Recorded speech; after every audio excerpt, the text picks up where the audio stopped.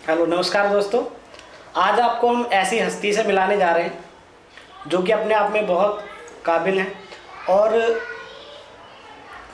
बहुत सारे लोगों की आज ज़िंदगी में बदलाव लाए हैं। किस तरह के बदलाव? आज जैसे कि जानते हैं हम लोग, तरह तरह की बीमारियां चल रही हैं और सबसे ज़्यादा खतरनाक जिसको इंडिया के अंदर या पूरे वर्ल्ड के अंदर माना जाता है, कैंसर की बीमारी को माना जाता है।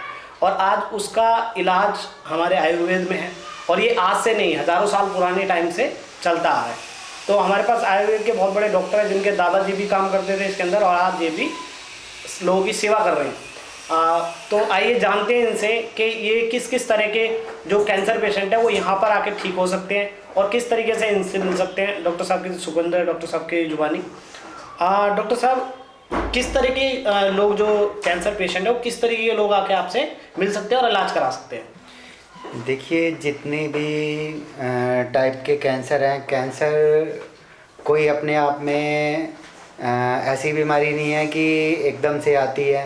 कोई भी बीमारी पुरानी होने के बाद वो किसी भी पार्ट में है वो कैंसर बन सकती है। और जब भी कैंसर किसी के होता है, फर्स्ट स्टेज में बहुत कम लोगों को पता चलता है कि किसी को कैंसर है।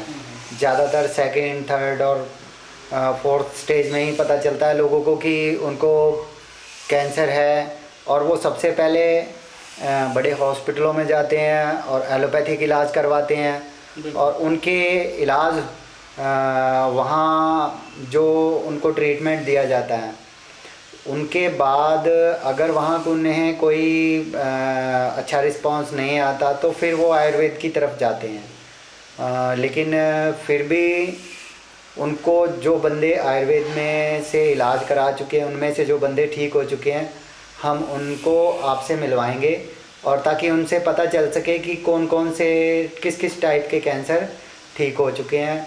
और बाकी ऐसा बॉडी में कोई भी पार्ट नहीं है जहाँ भी हो वो मेडिसिन पूरी बॉडी पे काम करती हैं और चाहे वो किसी भी स्टेज में हो, हर जगह काम देती हैं दवाइयाँ। तो बताएं, हर तरह का कैंसर है, जैसा भी है, ब्लड कैंसर है, कहीं शरीर में कहीं पर भी है तो उसका इलाज प्रॉपर यहाँ पर मिलेगा।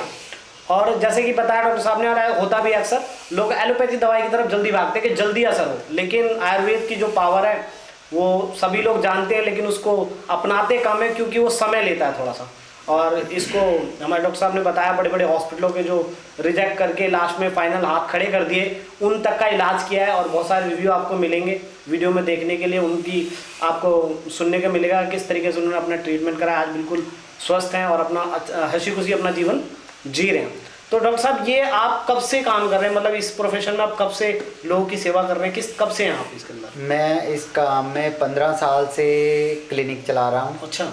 और उससे पहले भी मैं बचपन से ही आयुर्वेद से जुड़ा हुआ हूँ क्योंकि पहले मेरे दादाजी थे, वैद्य थे और वो भी बिगड़ी हुई बीमारियों का इलाज करते थे, लेकिन कैंसर का वो इलाज नहीं करते थे।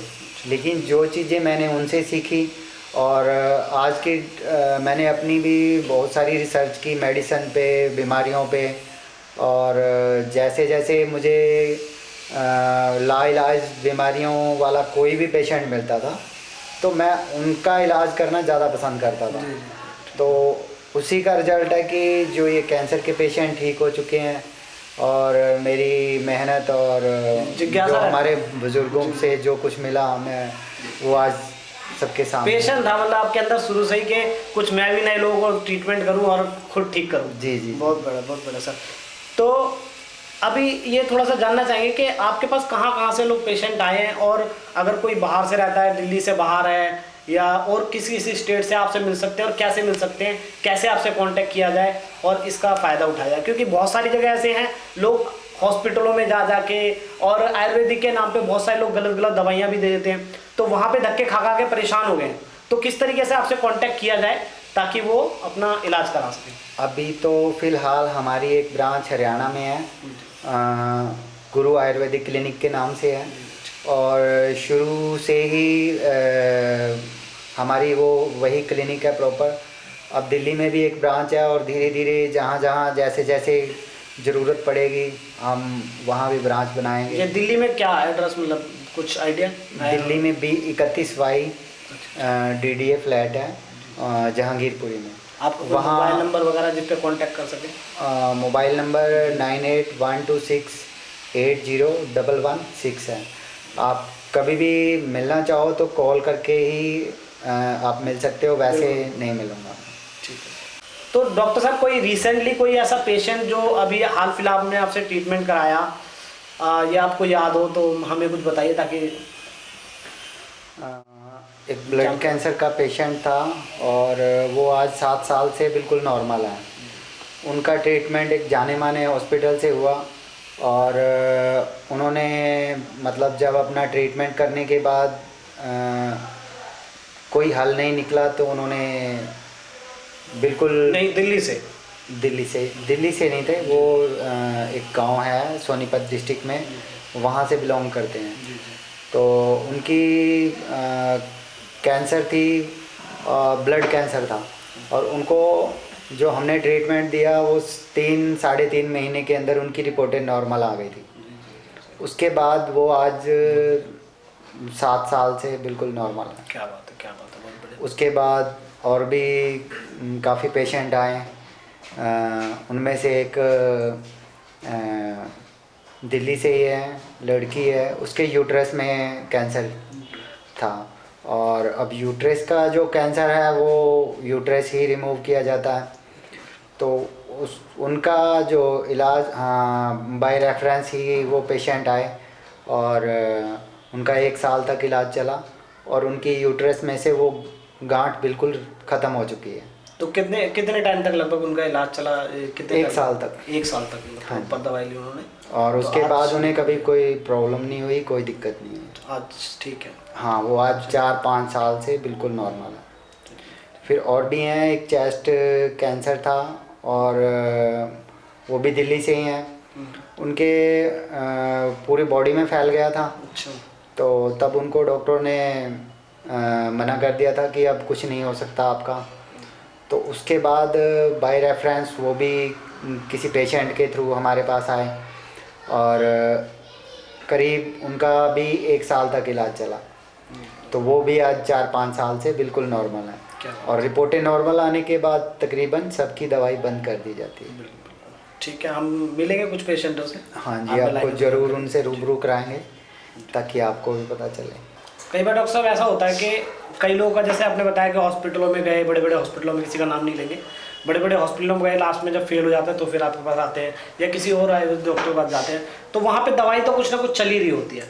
कई बार पेशेंट के दिल में थोड़ा सा होता है पता नहीं होगा नहीं होगा, तो वहाँ पे घर में रह के कुछ आपकी सलाह जो वो कर सकता है, किस तरीके का पानी पिए, किस तरीके खाना खाए, किस तरीके का अपने दिनचर्या रखे, कुछ थोड़ी सी टिप्स देंगे ताकि लोग उसको घर में रह के, मतलब जो ठीक है जो ट्रीटमेंट चल रहा है वो तो है ही है, साथ में जैसे आपने कहा बाहर की आजकल जो चीज़ें प्रकृति से दूर होते जा रहे हैं, तो प्रकृति से दूर कहीं ना कहीं मजबूरी भी है कि जैसे दिल्ली के अंदर मान लो आज 100 लीटर दूध चाहिए तो वो कहीं ना कहीं 200 लीटर सप्लाई हो रहा है, कहीं ना कहीं केमिकल मिला हुआ है, तो कहीं ना कहीं हमारे दिक्कत कर रहा है, कैंसर वगैरह बन रहा है। तो ऐसा क्या करें, क्या चीज़ें हम खाएं, क्या चीज़ नहीं खाएं, वो कुछ सलाह दीजिए पेशेंटों को।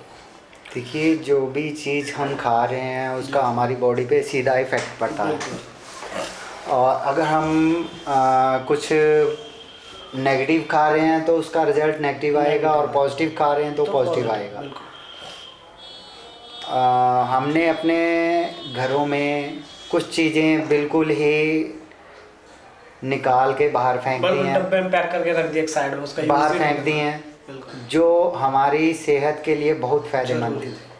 तांबा एक ऐसी धातु है कि जो हमारी बॉडी के बहुत सारे विषैले तत्वों को बाहर निकाल देता है और वो कैंसर को हमें कैंसर से बहुत दूर लेके जाता है।